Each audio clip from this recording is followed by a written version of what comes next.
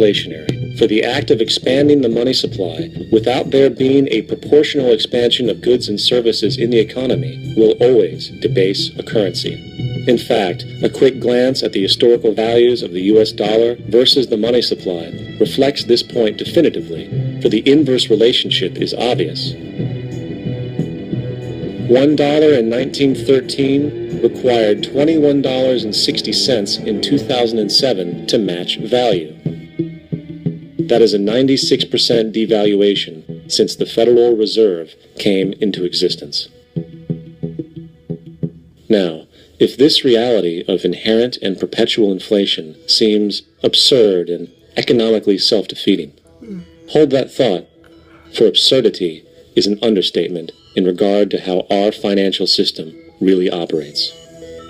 For in our financial system, money is debt, and debt is money.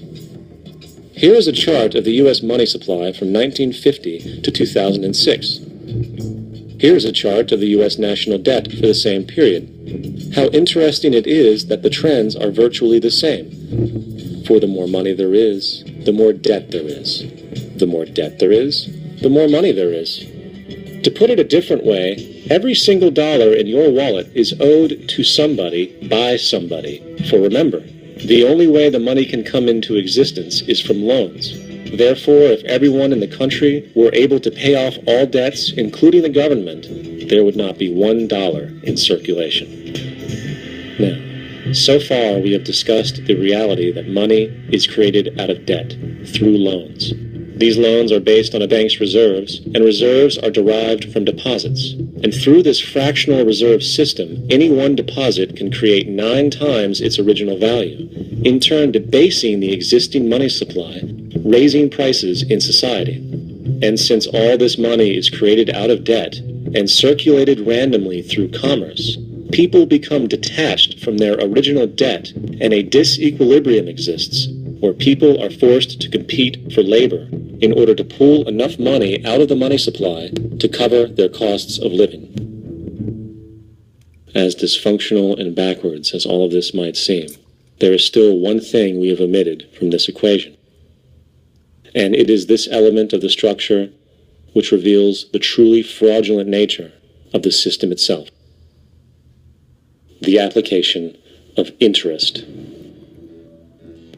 When the government borrows money from the Fed, or when a person borrows money from a bank, it almost always has to be paid back with accrued interest. In other words, almost every single dollar that exists must be eventually returned to a bank with interest paid as well. But if all money is borrowed from the central bank and is expanded by commercial banks through loans, only what would be referred to as the principal is being created in the money supply. So then, where is the money to cover all of the interest that is charged?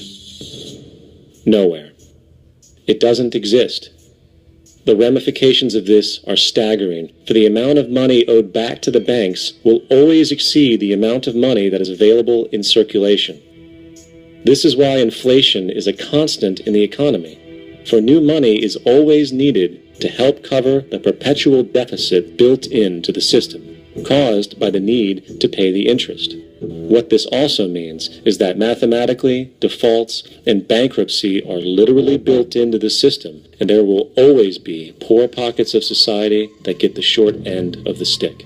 An analogy would be a game of musical chairs, for once the music stops, somebody is left out to dry. And that's the point. It invariably transfers true wealth from the individual to the banks.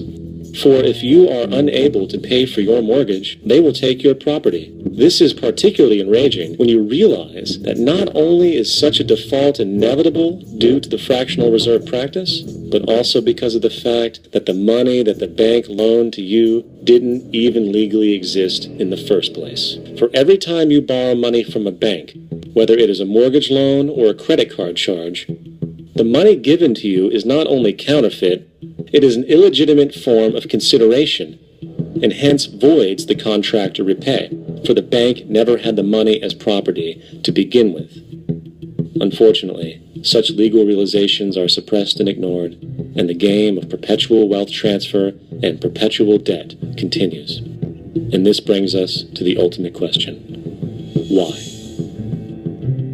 During the American Civil War, President Lincoln bypassed the high-interest loans offered by the European banks and decided to do what the Founding Fathers advocated, which was to create an independent and inherently debt-free currency.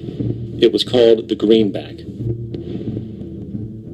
Shortly after this measure was taken, an internal document circulated between private British and American banking interests stated, "Slavery is but the owning of labor, and carries with it the care of laborers, while the European plan is that capital shall control labor by controlling wages. This can be done by controlling the money. It will not do to allow the greenback, as we cannot control that." The fractional reserve policy perpetrated by the Federal Reserve, which has spread in practice to the great majority of banks in the world, is, in fact, a system of modern slavery. Think about it. Money is created out of debt. And what do people do when they are in debt? They submit to employment to pay it off. But if money can only be created out of loans, how can society ever be debt-free? It can't. And that's the point. And it is the fear of losing assets coupled with the struggle to keep up with the perpetual debt and inflation inherent in the system, compounded by the inescapable scarcity within the money supply itself, created by the interest that can never be repaid, that keeps the wage slave in line, running on the hamster wheel with millions of others, in effect powering an empire that truly benefits only the elite at the top of the pyramid. For, at the end of the day, who are you really working for? The banks. Money is created in a bank and invariably ends up in a bank. They are the true masters, along with the corporations and governments they support. Physical slavery requires people to be housed and fed. Economic slavery requires people to feed and house themselves. It is one of the most ingenious scams for social manipulation ever created, and at its core, it is an invisible war against the population. Debt is the weapon used to conquer and enslave societies, and interest is its prime ammunition. And as the majority walks around oblivious to this reality, the banks, in collusion with governments and corporations, continue to perfect and expand their tactics of economic warfare, spawning new bases, such as the World Bank and International Monetary Fund,